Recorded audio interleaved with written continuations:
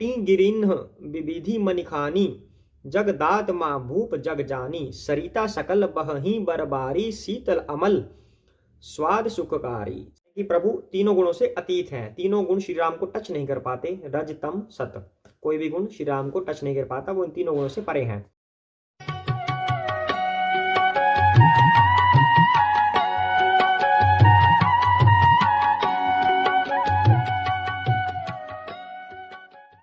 जय सिया राम।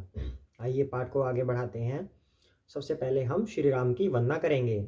जय सिया राम। भट्ट लक्ष्मण शत्रुघ्न जी की जय हो, तुलसीदास जी की जय हो, वाल्मीकि जी की जय हो, हनुमान जी की जय हो, शिव पार्वती की जय हो। जय श्री गणेश।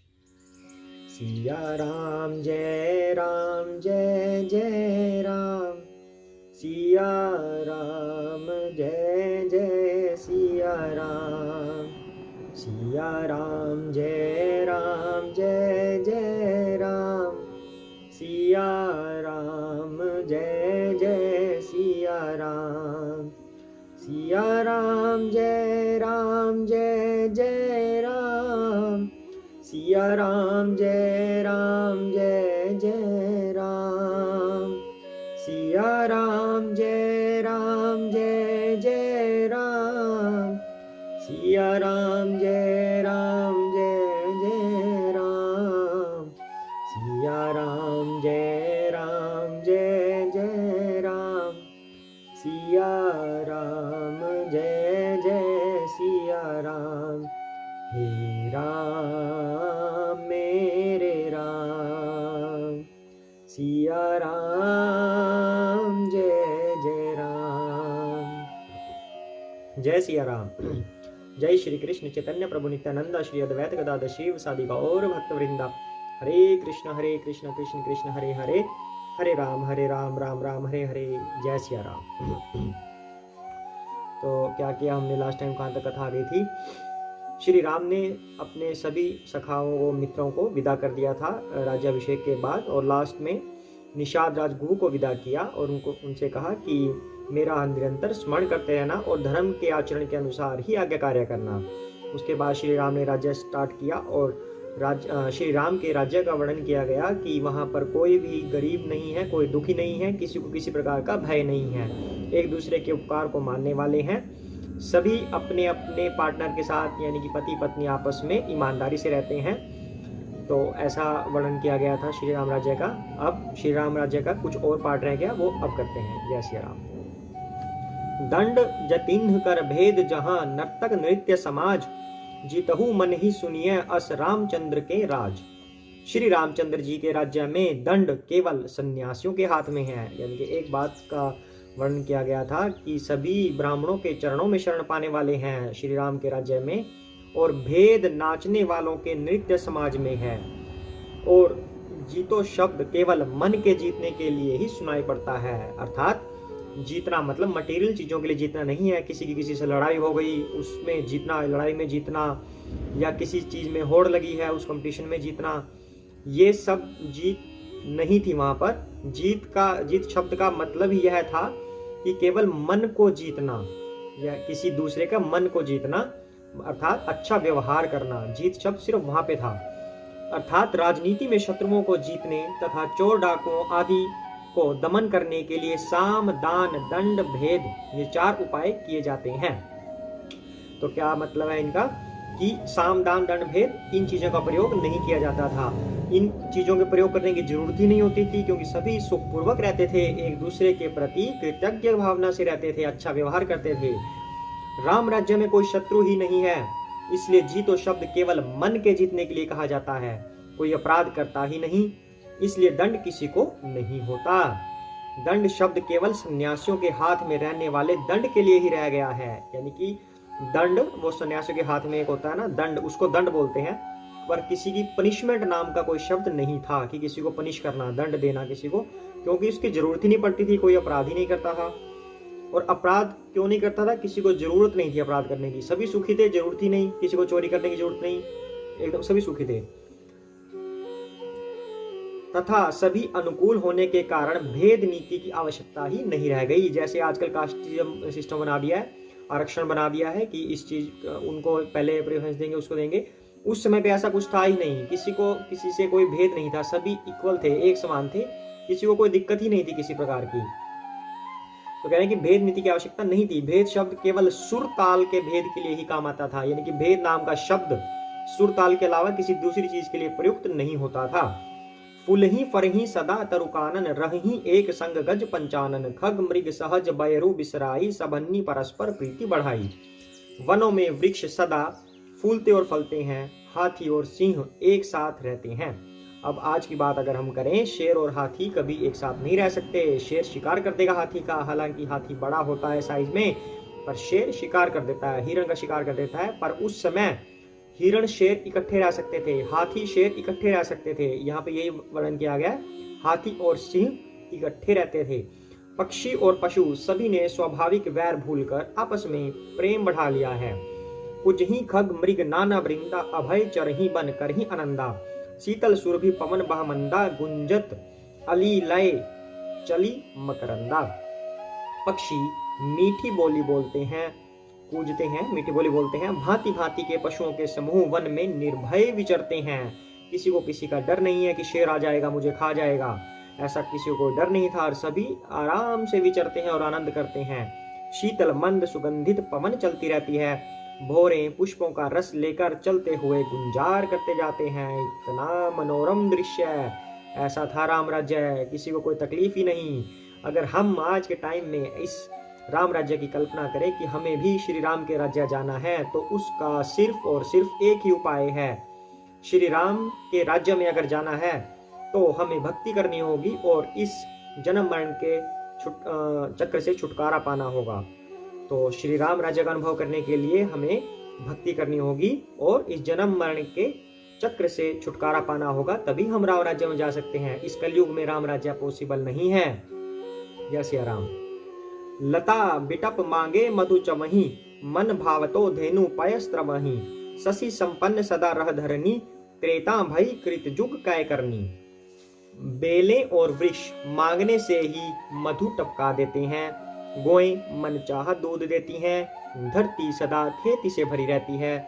त्रेता में सतयुग की करनी हो गई, यानी त्रेता युग में सतयुग जैसा हाल हो गया कि सब कुछ अच्छा अच्छा है, कोई बुरी चीज नहीं है। प्रगति गिरिन्ह विविधि मनिखानी, जगदात माँ भूप जग जानी, सरिता सकल बहही बरबारी, शीतल अमल स्वाद सुखकारी। समस्त जगत के आत्मा भगवान को जगत का राजा जानकर पर्वतों ने अनेक प्रकार की मणियों की खाने प्रकट कर दी। सब नदियां श्रेष्ठ शीतल निर्मल और सुखप्रद स्वादिष्ट जल बहने लगी। सागर निज मर्यादा रही, डारही रत्न तटन्ही नर लहही, सर सिज संकुल सकल तड़ागा, अति प्रसन्न दस दिशा विभागा। समुद्र अपनी मर्यादा में रहते हैं। अब हम भी देख सकते हैं, जैसे मुंबई की साइड साउथ इंडिया में समुद्र होता है, लेकिन कभी समुद्र शहर के अंदर नहीं आता। इतना बड़ा समुद्र है, उसको क्या है, एक चुटकी लगेगी, एक सेकंड में समुद्र थोड़ा सा इधर से इधर हुआ, एक शहर क्या कई शहर डुबो सकता है, पूरा का पूरा देश डुबो सकता है। लेकिन समुद्र अपनी लिमिट में रहता है, अपनी सीमा में रहता है।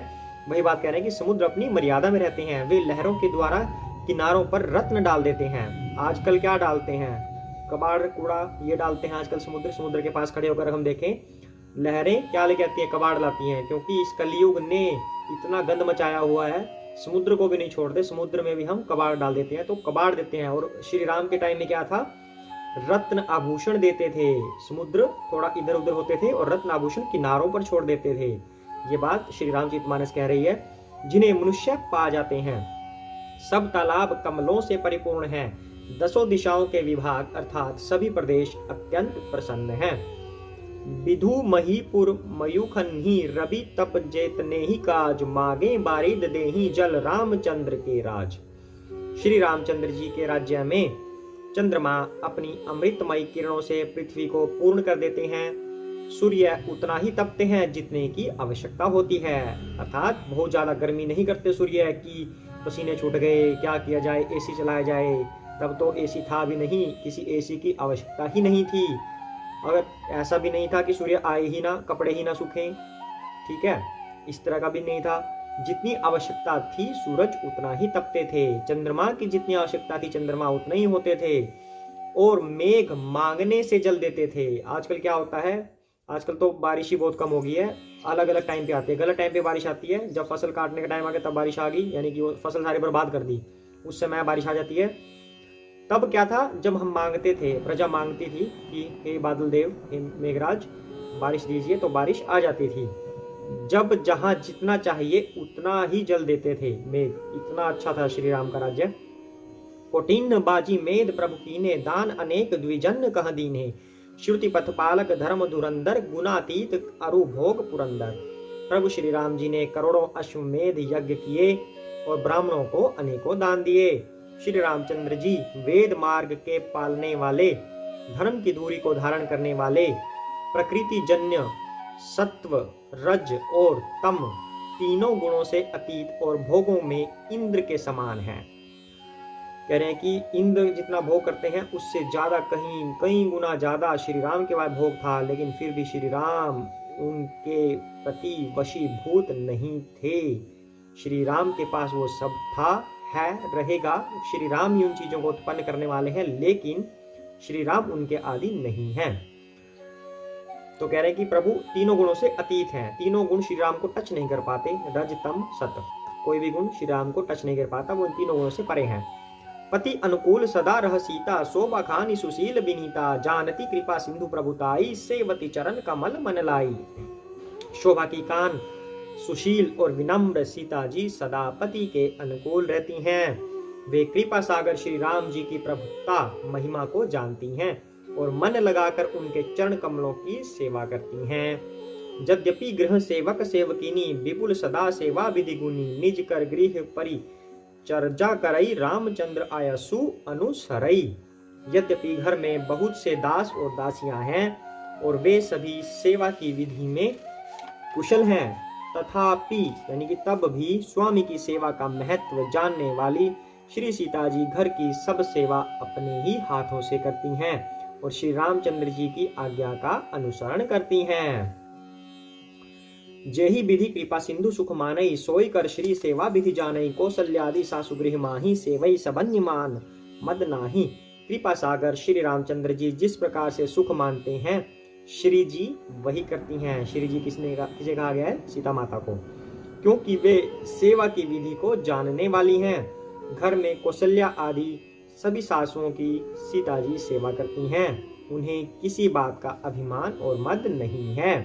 आजकल क्या होता है, शादी होती है तो कभी कभी ऐसा होता है कि किसी अमीर घर में लड़की की शादी हो गई तो अभिमान इतना हो जाता है कि बस मेरे जैसा कोई नहीं है, मुझे तो सब कुछ मिल गया है। ना वो सास की सुनती हैं, ना किसी और की सुनती हैं, बस घमंड में चूर हो जाती है। लेकिन यहाँ पर कहा गया है कि सीता माता ऐसा नहीं करती।